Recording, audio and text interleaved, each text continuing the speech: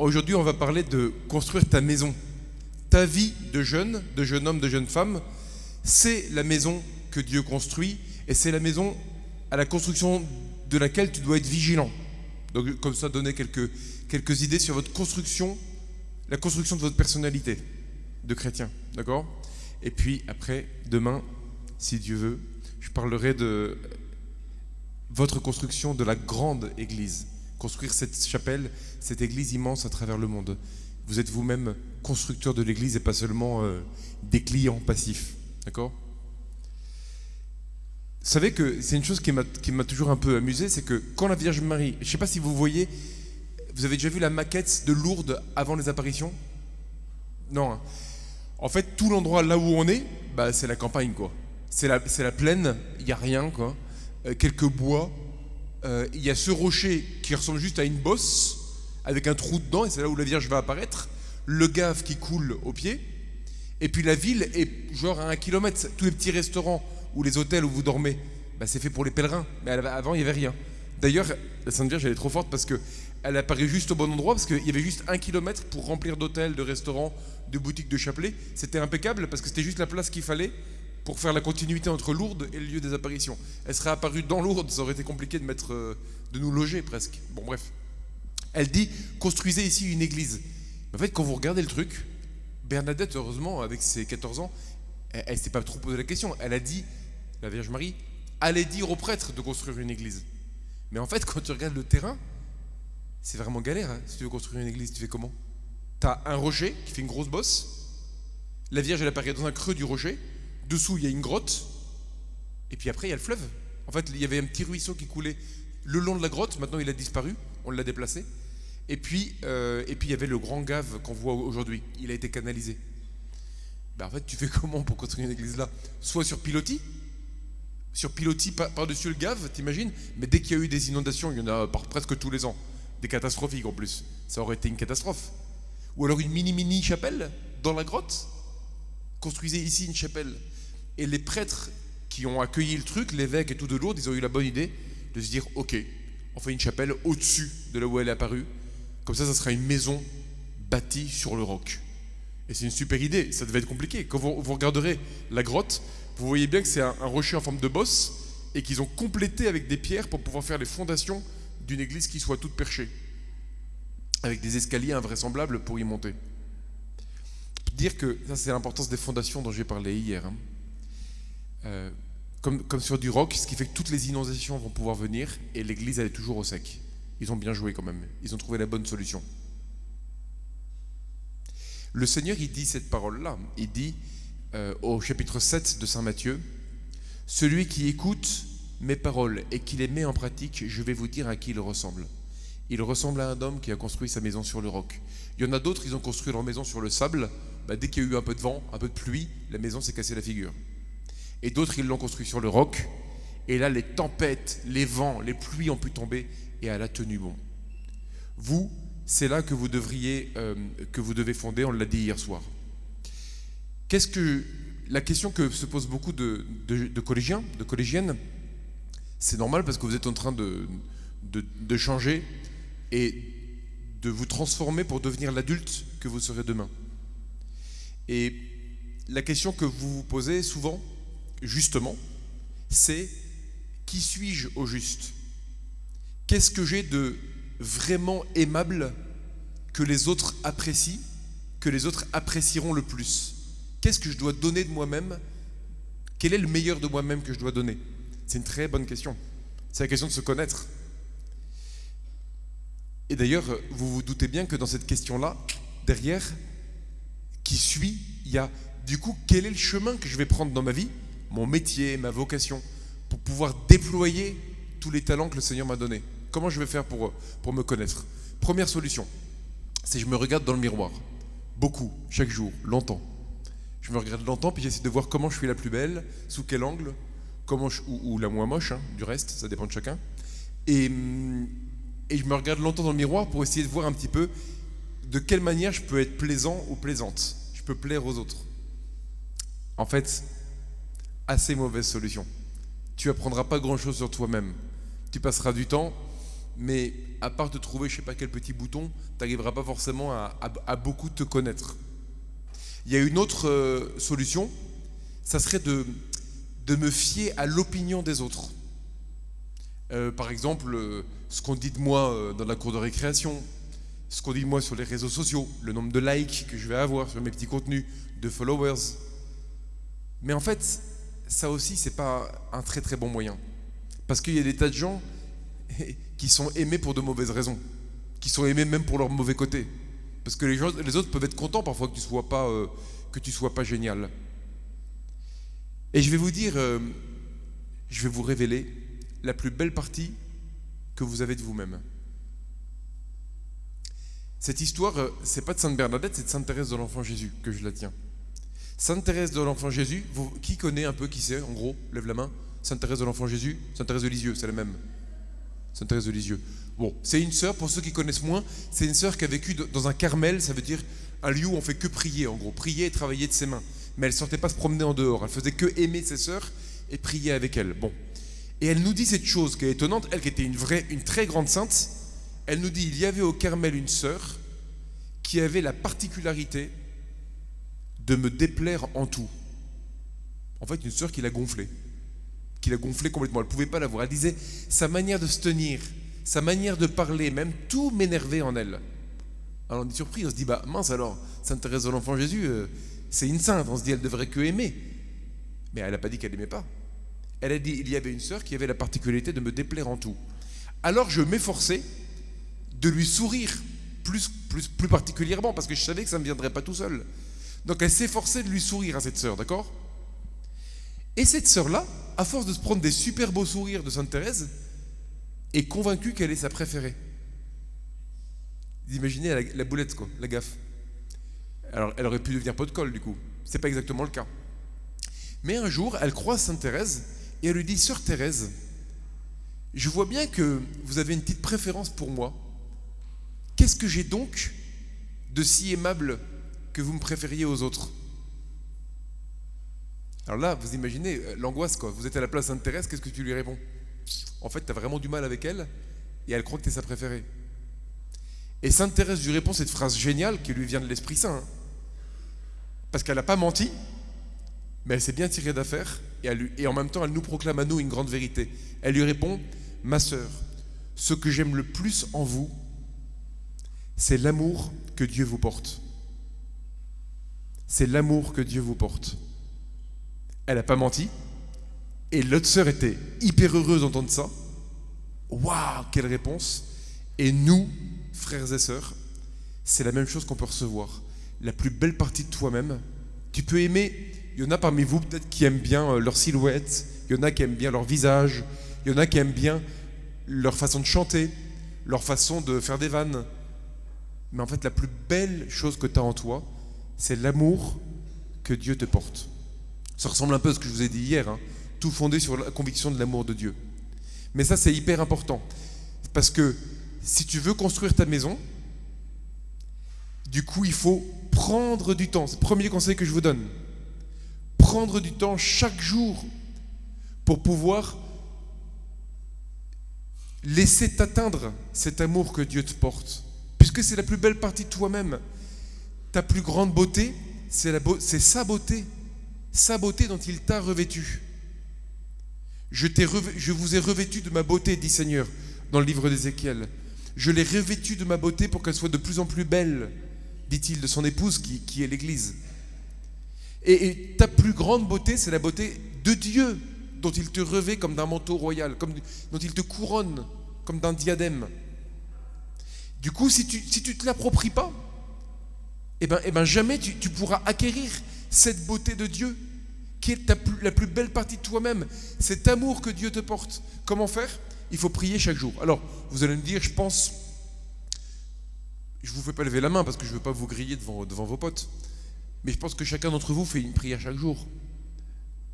Mais parfois, je ne vous fais pas lever la main parce que peut-être qu'il y en a qui se disent « moi j'ai trop du mal, je préfère pas trop me faire griller devant tout le monde ».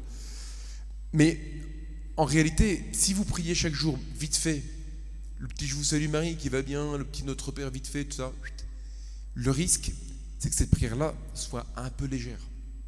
C'est-à-dire que ça soit une manière de vous débarrasser du bon Dieu, juste pour ma conscience. Tu sais, j'ai fait petit Notre Père, là, tu sais, juste avant, je suis sous ma couette, je fais Notre Père, qui est aux cieux, que ton nom. Et puis en train de t'endormir, en fait, vite fait, parce que tu n'as vraiment que ça à faire en attendant de t'endormir, tu balances une petite prière. Et je vous dis, si vous voulez vraiment que la beauté de Dieu soit votre diadème par rapport à tous vos frères et sœurs qui vous entourent, qui découvrent en vous le rayonnement de Dieu, il faut donner plus de temps que ça à Dieu. Je vous assure, que vous soyez en 6e ou en 3e, là, quel que soit votre âge, il faut donner plus de temps à Dieu.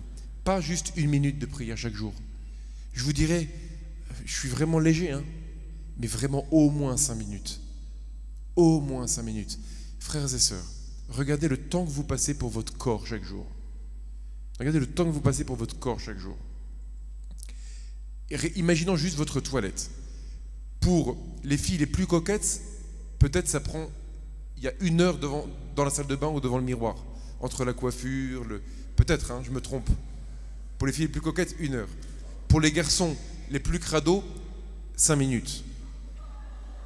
5 minutes, tout compris, hein, douche, brosse à dents, tout quoi. Mais en vrai, que ça soit 1 heure ou 5 minutes, si tu donnes autant de temps à ton corps, et encore je compte pas les petits besoins qui prennent aussi un petit moment dans la journée, qui sont que pour le corps, je compte pas la nourriture. Si tu prends bout à bout, que tu sois à la cantine ou que tu prennes un tacos à midi ou ce que tu veux, t'en as quand même pour presque 1 heure entre le petit-déj, le déjeuner, peut-être le goûter même et le dîner. T'as bien 1 heure pour manger. T'as parfois entre 5 minutes et 1 heure pour te laver, selon que t'es crade ou que t'es coquet. Bah, en fait, t'as presque 2 heures rien que pour ton corps, quoi. Et pour ton âme, tu fais quoi? Ton corps, tu le sais qu'un jour il périra dans la tombe. Ton corps, il est passager. Ok, Dieu va un jour le saisir dans sa gloire. Mais en attendant, ton corps, il pèse pas aussi lourd que ton âme, quoi. Ton âme, elle est immortelle. Ton âme, elle est ce que tout le monde trouve plus beau. Crois pas que les gens, ils ont envie que tu sois beau gosse, grosse bombe, gros canon et tout. C'est pas ça qui fait que tu vas avoir plein de potes. C'est que vraiment, ton âme est pleine de vie et rayonne la vie de Dieu. Et ça, il faut donner, je vous dirais, au minimum. Vous seriez des lycéens, je vous dirais 10 minutes, mais je dirais franchement, au moins 5 minutes chaque jour pour pouvoir prier, demeurer sous le regard d'amour de Dieu. Et Dieu, il te reconstitue, il te rend ta beauté, il te rend vraiment beau. Et donc mon premier conseil, c'est de prier chaque jour. Vous pourrez échanger peut-être en petit groupe là-dessus. Comment bien prier chaque jour?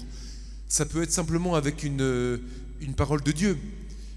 Vous avez soit une Bible chez vous. Qui a une Bible chez lui? À lui-même. Canon, baissez la main. Qui a un téléphone portable à lui-même avec des applis? Ok, baissez la main. Donc que vous ayez une Bible ou un téléphone, celui qui a ni l'un ni l'autre, il vient me voir et j'essaie de lui trouver quelque chose, une solution. Mais sinon, vous pouvez chaque jour lire, parce qu'il y a des applis pour vous donner une parole de Dieu chaque jour, par exemple. Bah, prenez une petite appli comme ça. Et le matin, au meilleur moment de votre matinée, prenez pas le dernier moment avant de vous coucher, genre vous êtes complètement stone, complètement défoncé, et vous allez essayer de prier. Et c'est pas possible si tu veux prier 5 minutes. Lève-toi 5 minutes plus tôt. Qui se lève à 6h30 le matin, par exemple. Bon, alors je donne que l'exemple de ceux de 6h30, d'accord? Baissez la main. Si vous priez pas encore 5 minutes par jour, votre conseil, c'est le conseil d'un frère, hein, c'est pas que je vous donne des ordres, évidemment. Franchement, si vous désirez que Dieu vous rende beau de l'intérieur, mettez votre réveil en revenant de Lourdes à 6h25. Et prenez 5 minutes juste après votre toilette, votre douche, le moment où vous êtes un peu réveillé. Prenez 5 minutes, que ce soit pour allumer une bougie, que ce soit dans un coin un peu beau de votre chambre, pour demander au Seigneur de vraiment vous faire rentrer sa parole, une parole de son évangile dans votre cœur, et de vous révéler votre beauté, votre bonté, de vous revêtir de sa beauté. Ok? Deuxième conseil que je voudrais vous donner. Je regarde mon papier pour lui donner dans le bon ordre. Alors, le deuxième conseil que je voudrais vous donner, c'est choisis tes amis. Ah oui, quand je voulais vous donner un exemple juste, c'est que j'ai rencontré la semaine dernière une jeune fille qui est en seconde. Une jeune fille très gracieuse, avec qui j'ai discuté. Et je lui dis que si elle veut me retrouver, parce qu'elle était dans un lycée que j'accompagne, si elle veut me retrouver, qu'elle pouvait me trouver sur Instagram pour essayer de me retrouver et puis après envoyer des petits messages si elle avait besoin. Et je m'aperçois, parce qu'elle m'avait parlé de ça, qu'elle était un peu sur Insta et tout ça, qu'elle publiait des trucs, qu'en fait sur Instagram elle avait 20 000 followers et sur TikTok 100 000. Je ne sais pas s'il y en a beaucoup parmi vous qui ont 20 000 amis sur soi-disant ou followers et 100 000 sur TikTok, mais c'est énorme. Et parce qu'elle était très très gracieuse, un peu, vous savez, un peu mannequin quoi, dans sa manière, dans son apparence et tout. Et ben vous voyez, peut-être qu'il y en a parmi vous qui se disent ah j'aimerais trop être célèbre comme ça. En fait, cette jeune fille, sans aucun jugement, parce que je suis heureux de pouvoir me dire que bientôt quelque chose va se passer dans son cœur, malgré toute sa beauté apparente, elle avait une tristesse aussi, elle était un peu éteinte. Parce qu'en fait, quand tu es hyper connu comme ça, tu sais, on veut tout, il y a beaucoup de jeunes parmi vous sans doute, il y en a beaucoup qui veulent être influenceurs plus tard. Parce qu'en fait, on a envie de célébrité, d'être très célèbre. Mais si tu n'as pas d'abord construit ta maison, si tu ne sais pas qui tu es et que la meilleure partie de toi-même, c'est l'amour que Dieu te porte, le risque c'est que tu sois très connu mais que tu sois personne. Tout le monde te connaisse et que toi tu ne te connaisses pas. Et ça c'est tragique. Et cette jeune fille, que je reverrai sans doute, elle était très gracieuse, mais très vide. Parce que du coup, tout le monde la regarde, tout le monde l'admire, parce qu'elle fait des clichés super jolis sur TikTok, sur Instagram et tout, des super vidéos. Mais en fait, les gens connaissent que la carrosserie, que la surface d'elle-même. Et elle-même, elle n'a pas encore trouvé le chemin de son cœur. Vous êtes à Lourdes pour ça, petits frères et sœurs, pour trouver exactement votre beauté dedans, avant que vos beautés extérieures puissent même être connues. Deuxième conseil que je voudrais vous donner, c'est, retenez parce qu'après vous pourrez en parler si vous voulez dans les petits carrefours. Deuxième conseil, c'est choisis tes potes. Hein? Maintenant, les chrétiens, ils sont amis de tout le monde. On aime tout le monde, donc on est amis avec tout le monde. Choisis tes potes. Il y a un Américain, je ne me rappelle plus son nom, je voulais le dire, je crois que c'est Ben, je sais pas quoi. Il disait, tout homme, je sais pas ce que ça vaut, hein, c'est pas de la Bible, hein, c'est juste un slogan. Mais c'est pas bête, tout homme est la moyenne des 5 personnes qu'il fréquente le plus. Toute personne est la moyenne des 5 personnes qu'il fréquente le plus. Qu'est-ce que je veux dire? C'est que si tu fréquentes 5 personnes qui sont hyper écologiques, par exemple, hyper motivées par l'écologie, même si toi, tu n'es pas à fond, mine de rien, tu vas te déplacer un peu, tu vas l'être un peu plus. 5 personnes qui sont à fond pour leur corps, pour l'entretien du corps, pour être vachement dans le sport et tout, tu vas aussi un petit peu déteindre. Donc choisis tes potes, ça veut dire veille à avoir parmi tes amis 3 amis qui te tirent vers le haut. Et attention, je ne suis pas en train de vous dire ne choisissez que des amis bien cathos qui vont à la messe le dimanche. C'est pas sûr. Parce que tu peux avoir des amis cathos qui te tirent vers le bas. Ils sont cathos de nom, mais ils ne sont pas ceux qui te tirent vers le haut. Alors tu peux avoir des amis aussi qui sont soit pas chrétiens, soit même musulmans ou autres, mais qui sont des gens raisonnables, qui ont une espèce de sagesse et qui tirent vers le haut. Après, tu auras aussi des potes avec qui on fait que rigoler, on a les mêmes vannes, le même style, et ils ne tirent pas toujours vers le haut. Et parfois, ce sera ta mission de les tirer vers le haut. Mais toi, si tu veux construire ta maison, la maison que tu es, il faut que tu aies quelques potes qui te tirent vers le haut. Encore une fois, qu'ils soient chrétiens ou non chrétiens. Si c'est des chrétiens, l'avantage c'est qu'ils vont te tirer vers le Christ et vers le haut. Mais il vaut mieux avoir parmi tes amis, quelques bons amis, pas chrétiens qui te tirent vers le haut, que des soi-disant chrétiens qui en fait te tirent vers le bas. Genre ils vont à la messe, pendant toute la messe ils font que te distraire, ils s'en fichent un peu, ils te montrent par leur comportement qu'ils ne sont pas du tout amoureux de Jésus, quoi. Bah ils te tirent vers le bas en fait. Donc ça ne veut pas dire que tu ne dois pas les fréquenter. Ça veut dire que tu n'en feras pas forcément tes amis de choix, ceux qui t'aident à vraiment construire ta maison. Et puis, troisième conseil que je voudrais vous donner, je sors ma fiche. Sois ton propre maître, c'est hyper important, comme collégien, comme collégienne. Je vais vous dire pourquoi. Vous avez vos parents et vos profs qui vous donnent des tas d'ordre. Est-ce que vous êtes d'accord ou pas que vos parents et vos profs vous donnent parfois trop de commandements et de consignes? Bon. Est-ce que vous voudriez qu'ils vous en donnent moins? C'est encore plus enthousiaste. Est-ce que vous voulez que je vous donne une astuce? Est-ce que vous craignez le pire? Je vous veux pas de mal, hein. Une astuce que je vous donnerai vraiment, et je vous assure que ça marche, parce que moi maintenant, quel âge d'être un papa, je connais un peu comment fonctionnent les parents. Donc je vous donne un tuyau, je fais un peu l'agent double. Je connais un peu les parents, je sais comment ils fonctionnent, je vais vous dire un truc qui peut vraiment marcher. C'est vous-même, soyez sur certains points votre propre maître. Par exemple, un exemple, est-ce que vont lever la main ceux à qui ça arrive de se prendre la tête avec leurs parents à propos du téléphone et de l'usage du téléphone? Levez la main. Bon, c'est qu'un exemple. Baissez la main. Alors, je vous donne, c'est pas pour vous faire la morale, c'est vraiment pour que vous donniez une astuce pour construire votre maison, pour être des jeunes libres et pour que vos parents vous fichent un peu la paix aussi. Choisissez vous-même des règles et annoncez-les vous-même à vos parents.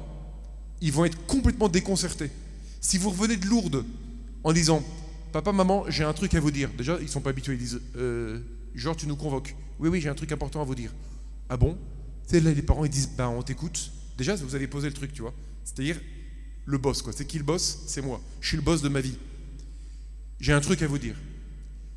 Le portable, désormais, je n'utiliserai plus mon portable entre le goûter et le dîner, par exemple. Je dis n'importe quoi, hein. Ça pourrait être, si jamais il y en a parmi vous qui sont vraiment trop addicts et que même ils utilisent leur portable pendant les repas, par exemple. Vous pourriez très bien dire, je ne pense pas que ce soit trop le cas quand même, mais vous pourriez très bien revenir de Lourdes en disant à vos parents, j'ai pris une décision, mais c'est-à-dire avant qu'ils vous l'aient demandé, ou même s'ils vous le demandent depuis des années, c'est de dire, pas parce que vous me le demandez, hein, parce que moi-même j'ai envie d'être libre, de ne pas être l'esclave de mon portable, je décide que je n'utiliserai plus jamais mon téléphone, je toucherai même pas à mon portable, même pour regarder un truc sur Google, pour regarder une définition et tout. Non, non, je veux plus toucher à mon portable pendant le repas. Comme si c'était ma religion me l'interdit, tu vois, comme si c'était un truc péché, quoi. Et puis, ou alors, entre le goûter et le dîner, j'y touche plus.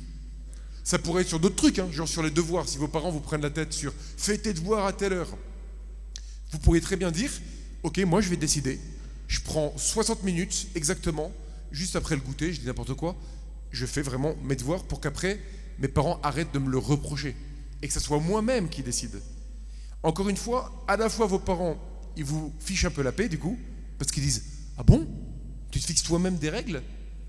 Mais en fait, si c'est des règles qui sont intelligentes et qui sont mieux que ce que tes parents voulaient te dire, et ben en fait, tes parents ils diront oui et ils soutiendront et ils verront que parfois ils peuvent dialoguer avec toi, qu'ils ne sont pas obligés de te mettre tout le temps des règles et de te donner des ordres, que parfois c'est toi qui peux donner les règles en disant moi j'ai envie de pas trop perdre mon temps à scroller toute la soirée sur des trucs, sur des contenus un petit peu sur mon téléphone, et du coup j'ai vraiment envie de pouvoir décider moi-même comment je construis ma maison. Je récapitule. 3 conseils que je vous donne pour construire votre maison, pour savoir qui vous êtes. Priez 5 minutes par jour.